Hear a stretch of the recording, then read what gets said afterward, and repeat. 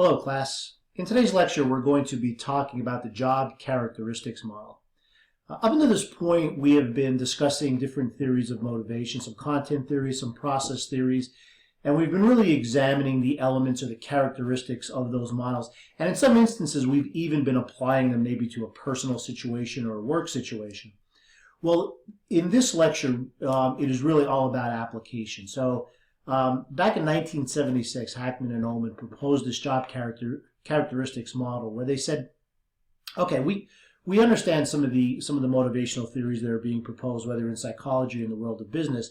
How do we apply those now to a real life, real world business setting? And that's how they developed the job characteristics model. If you go into your materials and resources folder, I've also attached that seminal article in there, and I really highly encourage you, after watching this lecture video, to go and read that article. It is a very well written article. It's very easy to understand. You can see some of the motivation theories that they draw on. They talk about Hertzberg and people like that. So it is some of the things that we've covered already, and you'll see their line of reasoning as they developed their theory, their job characteristics model, or their job characteristics theory. So there's a lot of interesting points in there. The article then goes on to talk about how to construct a job, the elements needed for a job, the individual characteristics that we're looking for. So there's a lot of elements that go into this this model, and we're going to go over that today. If you take a look at your PowerPoint, this is really a conceptualization, right, of what the model is. So all the elements and how these elements interact with each other. So this is also a very good learning tool, because when you're developing a theory, when you're developing a model, developing a construct, a lot of it is visual. A lot of it is, okay, let's get all the elements out on a piece of paper, see how they interact with each other, see what elements are necessary and not necessary, and then you determine the worthiness of the construct itself. So that's what we're going to do today. We're going to break down the job characteristics model piece by piece, and then talk about the work outcomes as a result of that. But again, I highly encourage you to go in and read through that seminal article from 1976. It really is one of the better articles probably ever written in terms of business research. So again, Hackman and Ullman proposed that, okay, we're starting to accumulate all this knowledge regarding motivation. How do we now apply it to a work situation that actually matters, that hopefully will actually make a difference in the motivation and the drive and the desire and the persistence of employees? So they looked at critical psychological states. And that's what we're looking at in the middle there, right? Critical psychological states. And they are experienced meaningfulness of work. So how meaningful is the work that I'm doing? Am I just assembling widgets on an assembly line, or am I working in a laboratory curing cancer and other diseases? One probably carries a little more meaningfulness in terms of the employee than the other one. Experience responsibility for the outcomes of the work. So how much am I contributing to what is being produced or the service that is being delivered? Am I experiencing that responsibility of the outcome? And the last one is the knowledge of the actual results of the work activity. Am I aware of when all of this is together, when it's complete, do I know the results of what that is? So if I'm working in a lab and I'm curing cancer, but I don't know what that final pill looks like or that final treatment looks like, then it doesn't have as much meaning for me, maybe, as if I could actually see the results of what we've done and then see the impact on the lives of people. That has a much more meaningful lived experience for the employee, and I'm sure far more motivating if you can see the people whose lives are impacted by the work that you're doing. So the meaningfulness of the work that I'm doing. And again, experienced response. Am I experiencing these things? Am I knowledgeable? Am I aware of these things that are going on? Experienced responsibility for the outcomes of the work, my contribution. Knowledge of the actual results of the work activity. Those are the key critical psychological states that that Hackman and Ullman discuss. So if that's our target, if that's what we're doing, so then what do we need to do? If you look at the left-hand side, what are the core job characteristics that could get at these critical psychological states? And there's 5. There's skill variety, task identity, task significance, autonomy, and feedback from the job. There's 5. And you'll also notice that they're kind of lumped together, and some of them are separated, and there's arrows going through it. So the first 3 are really targeting the experienced meaningfulness of the work, the meaningfulness of the work that I'm doing. So those 3 are grouped together. The next one is autonomy, and that's going after the responsibility for outcomes of the work.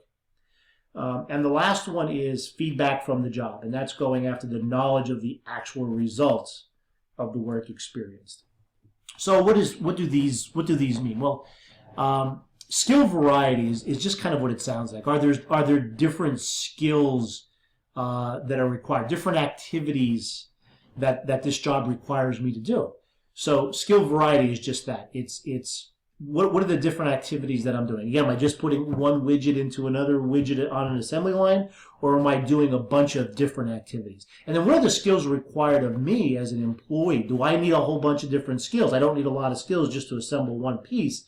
I might need a lot of different skills, though, if I'm doing a bunch of different activities. So that's the skill variety.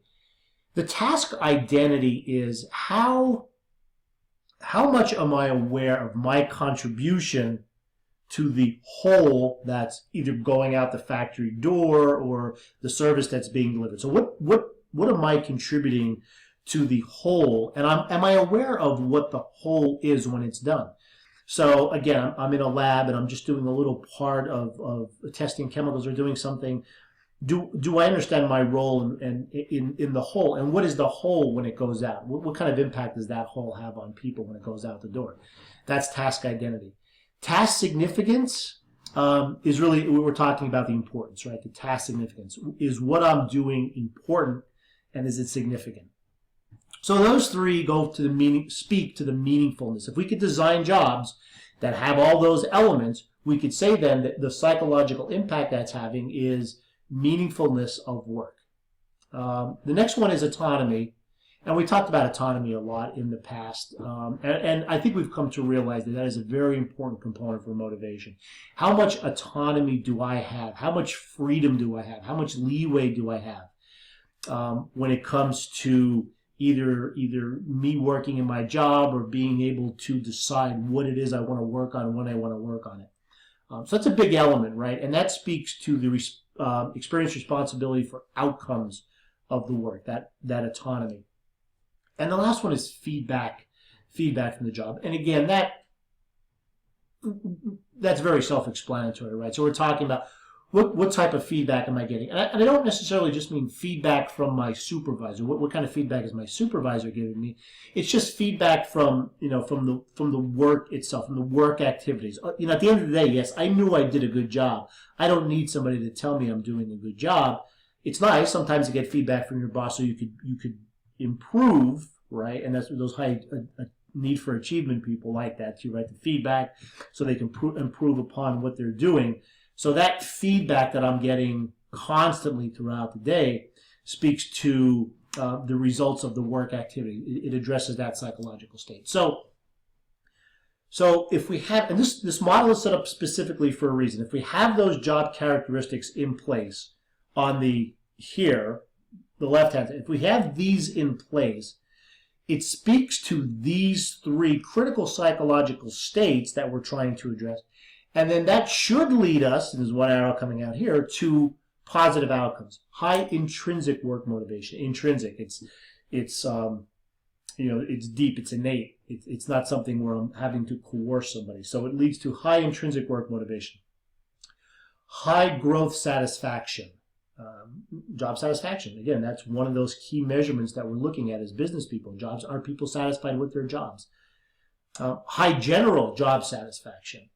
High work effectiveness. So those are the things that if these job characteristics in place, and if they're in place the right way and they can speak to these critical psychological states, The results on the other side that we're seeing are effectiveness improved, job satisfaction improvement, intrinsic work motivation improving. And that's what we're looking for, right? And then on the bottom, and we also spoke about moderators before, right? Moderators enhance the effect, right? They shoot it up a little bit. So without the moderators, we have something maybe where, yeah, there's an impact, but with the moderators, that impact is far greater. Because as it says here, not everyone wants a job containing or covering all of the job characteristics. Job design is moderated by knowledge and skill. How knowledgeable and skilled is the employee? Growth needs strength. Some employees just don't have a need for growth, right? I'm very happy going to work and putting this widget on the assembly line for 8 hours and then going home. That's fine. And it took me a while to realize that too when I was a practitioner working, that not everybody, you don't have to push everybody towards this growth need. Some people are very happy saying, I like doing this, I'm competent at doing this, I could do that the rest of my life and be happy. So if an employee doesn't have that growth need, it's not going to act as a moderating effect. And context satisfaction is just how satisfied I am within the context of what it is that I'm doing. It says these moderators will affect and moderate both the critical psychological states and the outcomes. So again, these are moderators that kind of really shoot those outcomes higher or maybe slightly lower. So that's the job characteristics model. Again, I encourage you to go in and read the article and also examine some of the other some of the things that could really improve what needs to be done to improve upon a job. So, and these are things you've probably talked about in the past, like things like job enlargement, giving people other tasks in addition to what they're doing. Job enrichment, where you're trying to enrich or enhance the activities that the employee is doing. So review those again too, because those are. Job rotation is another one where we rotate around different jobs. So, so maybe I can see the outcomes of what it is that I'm doing as opposed to just sticking to this one specific task. So review those too, because those are very important. They play an important part in this job characteristics model because it's a way we could add the skill variety, task identity, task significance to the job that we're doing in order to increase psychological states and the outputs that we're looking for.